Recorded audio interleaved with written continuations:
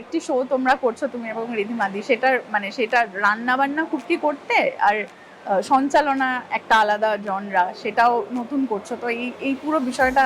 এইটা আমার কাছে একটা নতুন জায়গা বটেই। সঞ্চালনার কাজ প্রথমবার করছি, খুব দারুণ এনজয় করছি।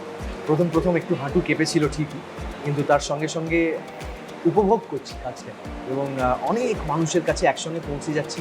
টেলিভিশনের রিচটা তো একটা সত্যি একটা বিরাট, মানুষের কাছে, অনেক মানুষের কাছে একসঙ্গে পৌঁছে যাওয়া যায়, সেইটা খুব ভালো লাগছে। রাস্তাঘাটে লোকজন দেখে বলছেন তোমাদের রন্ধনে বন্ধন খুব ভালো হচ্ছে, তখন এত ভালো লাগে না।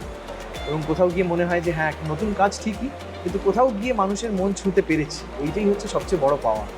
এবং রান্নার ক্ষেত্রে না, আমি রান্না কখনোই সেই অর্থে করিনি, এবং এই ক্ষেত্রে আমাদের দুই সঞ্চালকের কাজটাই সেরকম ছিল। আমি সেই দর্শককে রেপ্রেজেন্ট করছি যারা হয়তো কোনোদিন রান্না করেননি, কিন্তু রান্নার বিষয়ে ইন্টারেস্ট রয়েছে, রান্নার বিষয়ে জানতে চায়, রান্নার শো দেখতে পছন্দ করে, আমি যেরকম।